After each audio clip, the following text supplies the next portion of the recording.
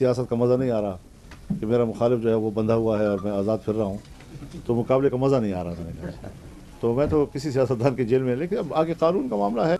अगर पीटीआई जीती है तो फिर हुकूमत है उनको ना, और अगर वाकई वो समझते कि हमें धांधली नहीं की तो फिर 9 मई का जो बयानिया है वो तो दफन हो गया ना।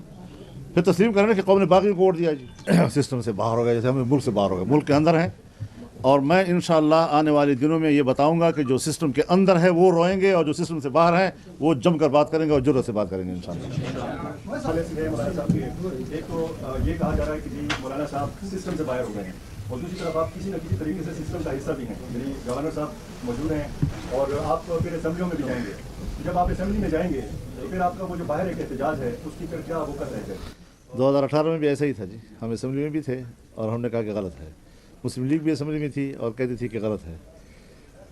पीपल्स पार्टी भी असेंबली में थी और कहते थे कि धांधली हुई है। शरपाव खान भी असेंबली में थे, कोई यहाँ सूबाई में, लेकिन उन्होंने कहा कि गलत हुआ है जी। तो तमाम पार्टियों का एक ही मौक़िफ़ था। आज क्यों मौक़िफ़ तब्दील हो गया है, यही तो हमारा सवाल है जी।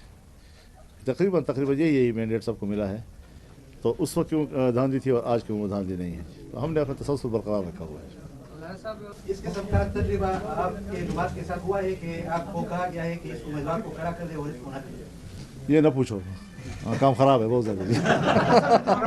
थोड़ा नहीं है, बहुत ज़्यादा है। बाएं बाजू की तरफ भी देखें, आपका सारा रुख दाएं बाजू की तरफ है। मैं वैसे भी थोड़ा सा बाएं बाजू वाला हूँ।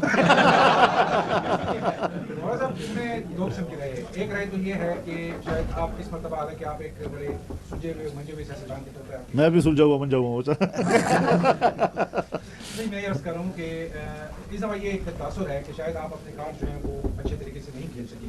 तो आप मरकज़ में भी हमें नजर नहीं आ रहे सेटअप में, और बलूचिस्तान जहाँ डेफिनेटली आपको होना चाहिए था, आपकी पार्टी की हुकूमत बननी चाहिए थी, आप वहाँ भी सिस्टम से बाहर हो गए। एक तो ये।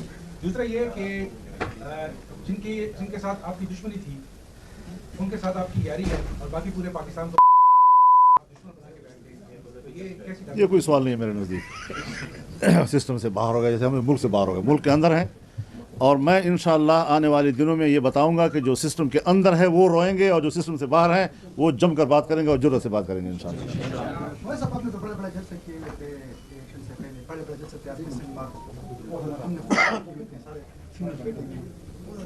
और आपने उससे कुछ दिन पहले कहा था कि बेटा मैं आपको एक बात बता दूं, हमने सारी ज़िंदगी इलेक्शन लड़े हैं। मेरी ये दाढ़ी इलेक्शन में सफ़ेद हुई है। सन 1965 का इलेक्शन मुझे याद है, जब बीडी सिस्टम का इलेक्शन था, और फिर सन 70 का इलेक्शन में तो मैंने खुद कैंपेन चलाई है अपने वाले साहब की। तो आज तक इलेक्शन हम लड़ रहे हैं। इलेक्शन कैंपेन में ही पब्लिक को पता चल जाता है कि इस हलके में किन किन का आपस में मुकाबला है, कौन जीत रहा है कौन हार रहा है। यानी इसमें फ़ौरन लोगों को पता चल जाता है।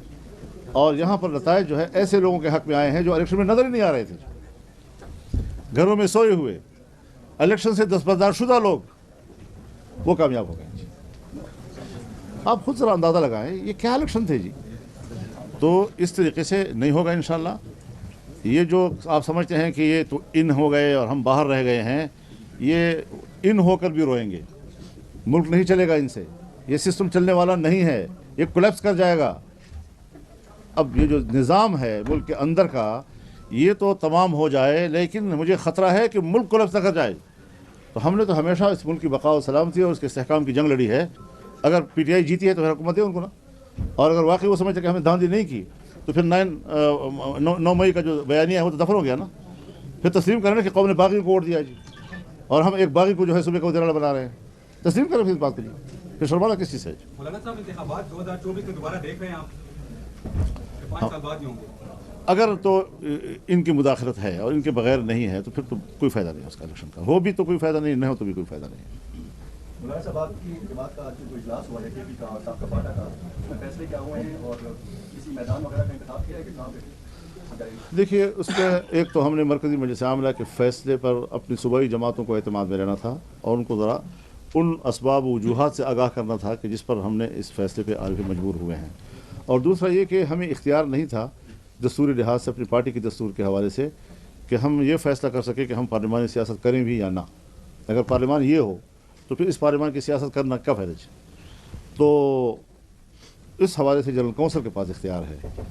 तो चारों सूबों का ज़रा उनको एतमाद में लेने के बाद फिर जो जनरल कौंसिल मरकज़ी है हमारी, उसका इजलास होगा और उसमें इस मौजू पर बात होगी پھر جنرل کونسل سب سے بااختیار ادارہ ہے، وہ جو فیصلہ کرے گا۔ کل حلفداری کی تقریب ہو رہی ہے جی یہاں پر جو لوگ ہیں JY کے وہ کیا حلف دیں گے؟ ہاں، وہ تو ہم نے کہا کہ جب تک ہم پارلیمانی نظام سے لا تعلقی کا اعلان نہیں کرتے تب تک ہمارا پارلیمانی کردار جاری رہے گا۔ مولانا صاحب ابھی صدارتی الیکشن بھی آ رہے ہیں جس میں آصف علی زرداری بھی امیدوار ہے، تو کیا ان کی حمایت ہو سکتی ہے یا دوسری پارٹی کے امیدوار کی حمایت؟ اصولی فیصلہ ہمارا یہی ہے کہ ہم اس میں کسی قسم کے ووٹ میں حصہ نہ ہونے چاہیے۔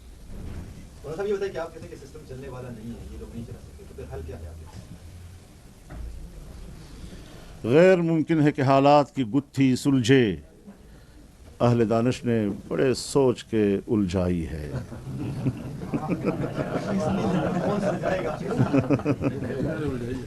مولانا صاحب ایک خط لکھا گیا ہے IMF کو PTI کی جانب سے، اس پر تنقید کی جا رہی ہے، آپ اس کو کس نظر سے دیکھیں؟ دیکھیے، میں نظریاتی آدمی ہوں، میں IMF کو اتنا انوالو کرنا، ویسے بھی ان کے رویے ہمارے ساتھ اچھے نہیں ہیں، کچھ اقتصادی طور پر ہم اتنے کمزور ہوئے ہیں ماضی میں کہ وہاں پر بھی ہمارے لیے بہت سی مشکلات ہوتی ہیں، بہت سخت شرائط پر وہ ہم سے بات کرتے ہیں، تو اس حوالے سے ہر چند کی یہ مسئلہ ہے۔